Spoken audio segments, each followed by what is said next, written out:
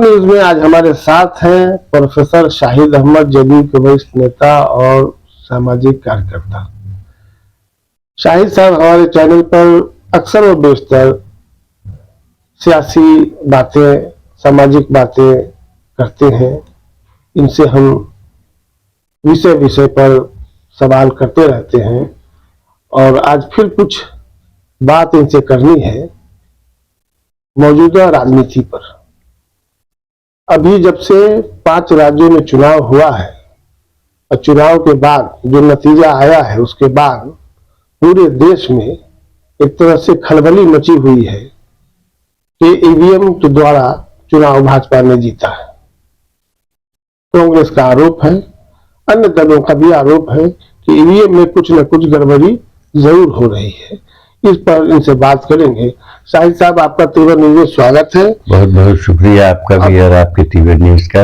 ये बताइए कि ईवीएम के बारे में जो पूरे देश में चर्चा हो रही है कि ईवीएम में कुछ न कुछ सेटिंग है ऐसी जिससे किसी को फायदा किसी को नुकसान पहुंचाया जा सकता है, आपकी क्या राय है?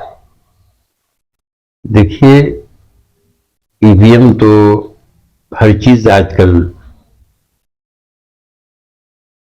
इलेक्ट्रॉनाइज हो गई है, एडवांस हो गई है। ठप्पा मारा जाता था तो उसको एडवांस रूप में लाया गया, जो भी सरकार आई, और उस पर इलेक्शन हुआ, हो रहा है आज तक। तो ये टेक्निकल चीज है। टेक्निकल चीज अगर आ गई है, जर्मनी वगैरह जापान वगैरह में बूथ नहीं होता है, हर घर चला जाता है पैमाना लेके वही, और वहां आप दाबते हैं तो उसको वहीं पर मालूम हो जाता है कि कौन लीड कर रहा है।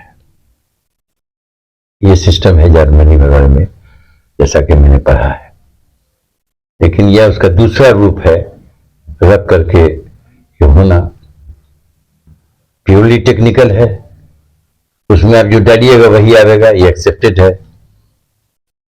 तो रिजल्ट आता है, कोई जीता कोई हारा।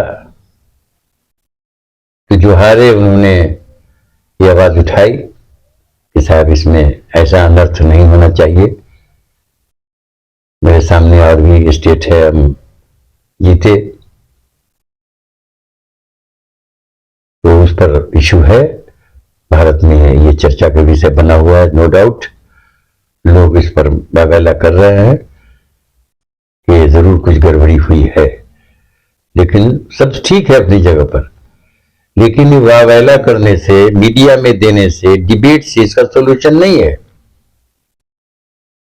जो पार्टी है जो इफेक्टेड हुई हैं, कांग्रेस, 10 साल से हमने भी सुना है ये, लेकिन बयानबाजी से हमारा काम नहीं चलेगा। हम लोग साथ हैं, आप, हम सहमत हैं आपसे कि कुछ तो हुआ है, हम सहमत हैं, लेकिन समाधान क्या है? 10 साल से समाधान नहीं हो रहा। आप आगे बढ़िए, फैक्ट्स एंड फिगर दीजिए। टेक्निकल चीज है तो टेक्निकलिटी सामने लाइए आप, और कंपीटेंट अथॉरिटी है चुनाव आयोग, वहां जाइए, वहां आपको नहीं सफल देता है। और सफलता आपको हमारी जो भी सेंट्रल गवर्नमेंट ने जिस तरह से कमीशन बनाया है, तो सफलता की आशा कम है, ऑनेस्टी नहीं मिलेगी। तब आप हाई कोर्ट का, सुप्रीम कोर्ट का दरवाजा खटखटाइए। तो बेहतर है, ठीक है, इलेक्शन हुआ, हर आदमी को रिएक्शन हुआ, उसमें हम भी हैं, हमको भी हुआ कि भाई कैसा हो गया। कल तक ताकि हम जीत रहे हैं, मेजोरिटी से जीत रहे हैं, हर सुर से पता चल रहा है। रिजल्ट आया तो उसका उल्टा हो गया। अच्छा, ये बताइए, ऑटोमेटिक है कि हर आदमी के सवाल दिमाग में जवाब आएगा, ऐसा कैसा, ऐसे कैसे हो गया। लेकिन हमको समाधान की ओर बढ़ना है। समाधान चुनाव आयोग है या सुप्रीम कोर्ट है। तो हम ये तो आग्रह करेंगे आपके तीवर न्यूज से, जो सुन रहे हैं, जो कंसर्निंग है, जो संबंधित है वहां तक, उनके कान में ये बात जाए कि भाई आप तैयार कीजिए पेपर, चुनाव आ जाइए विद पूरा सबूत। कब्रिस्तान में मिला है 50,000 15,000, ये है वो है, वो कहने से नहीं होगा। आप सारे सबूत को लेकर, ठोस सबूत को चुनाव पर दीजिए, अपना वकालत कीजिए, पिली लीजिए। अगर आता है तो ठीक है, नहीं तो सुप्रीम कोर्ट जाइए, ये समाधान कीजिए। फिर कल आप 3 मई में फिर 4 महीने के बाद दूसरा इलेक्शन है, फिर वही आवाज उठाइए, तो हल क्या है? बेकार है। तो जो रिजल्ट आया उसको मानिए।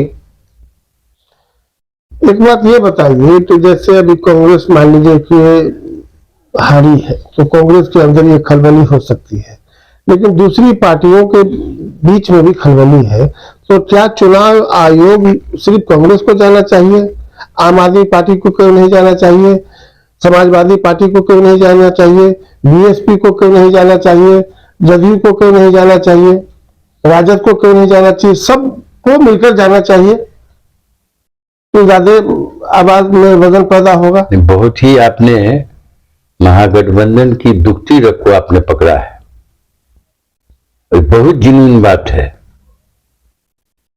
और जब तक हम करते रहेंगे कोई आउटपुट, कोई रिजल्ट होने वाला नहीं है।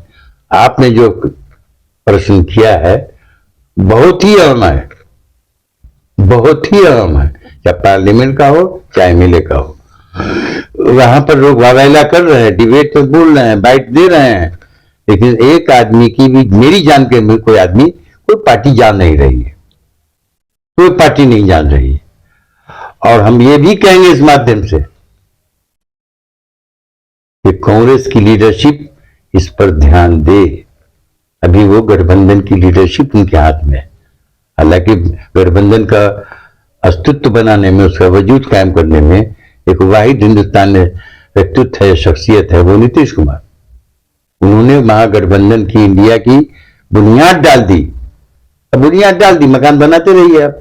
तो आपको आगे बढ़ना पड़ेगा, आपको अपने सपोर्ट में हर स्टेट से, हर जो पार्टी चल रही है उसका सहयोग लेना पड़ेगा, उनके पास बैठना होगा, उनको बैठाना होगा। वो अभी तक तो शायद मेरे नॉलेज में नहीं है।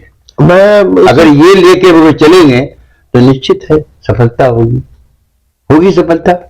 कम से वॉइस बनेगा सही को गलत करने के लिए। लेकिन पी लीजिए जा, तो जो कंपिटेंट अथॉरिटी, जब तक आप उनके यहाँ नहीं आइएगा, बाइट देने से, भाषण करने से कुछ होने को नहीं है।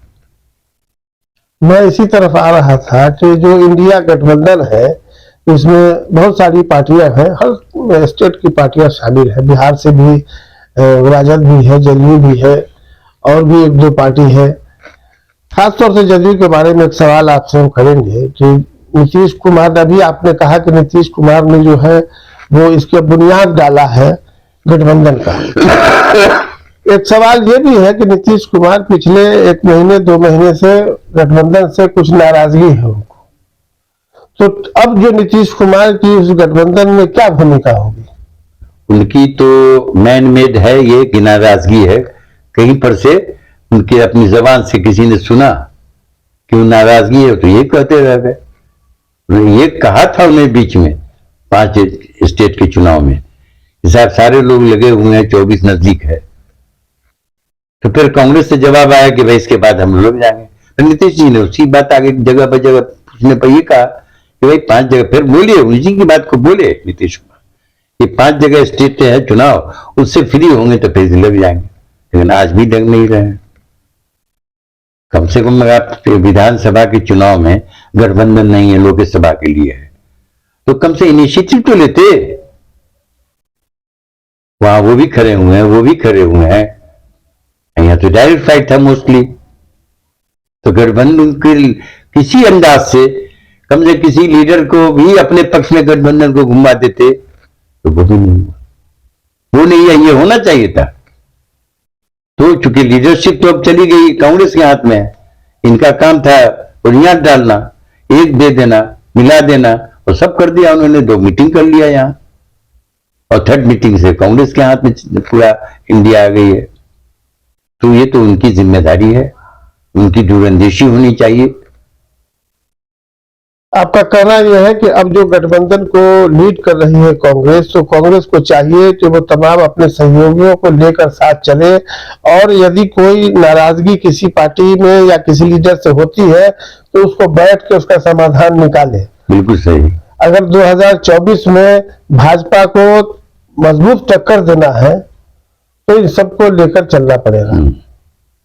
आखिरी सवाल ये है कि नीतीश जी को संयोजक बनाने की बात चल रही थी, उसके बाद मीटिंग नहीं हुई है, तो आने वाली जो मीटिंग अभी इस महीने होने वाली है, होने वाली थी, मगर उसका डेट बढ़ गया, तो इसी महीने होगी मीटिंग। तो क्या इसमें राजद प्रस्ताव रखेगा नीतीश कुमार को संयोजक बनाने इस के पर लिए? हमारा कोई प्रतिक्रिया नहीं है। और लोगों की तरह अगर बयान दे दें नहीं रखेगा, रखेगा नहीं रखेगा, चाहते हैं नहीं चाहते हैं, ये सब बहुत सारी बातें होने लगी है, होती रहती है। लेकिन हम उस तरह से अंदाज में नहीं कहेंगे। बैठक के बाद जो होगा वो बैठक को मानना पड़ेगा सब। उस बैठक में बैठेंगे, कांग्रेस ही लीड कर रही तो सब जाएंगे, जो डिसीजन होगा वो अपना लेंगे। अब ये बना देंगे उप चुनाव नहीं, तो हम कैसे कर सकते हैं? हमको इसका कोई आइडिया नहीं है। ये तो बैठ के ये जो भी बना देंगे या नहीं बना देंगे तो बैठक से होगी। तो जब तक बैठक नहीं होती तो क्यों इस तरह का क्यास हम लगाते रहे बेगर जरूरत का? इंतजार कीजिए गठबंधन की बैठक का, क्या डिसीजन आता है, क्या पॉलिसी बनती है। और आपने सब प्रश्न किया है, इसकी जरूरत है। ठीक है, विधानसभा का कोई पैक्ट नहीं है इस गठबंधन से, लोकसभा का, तो उसकी झलक नजर नहीं आ रही है, जमीन पर कुछ नहीं है। इसका एहसास भी कांग्रेस की लीडरशिप को होना चाहिए। मैं गठबंधन का कट्टर समर्थक के नाते बोल रहा हूं, वो जमीन पर नहीं नजर आ रहा है। क्यों नहीं आ रहा है? जग जाहिर लोग जानते हैं, जो इस तरह का पॉलिटिकल ज्ञान रखते हैं, राजनीतिक सोच रखते हैं, ये तो बोल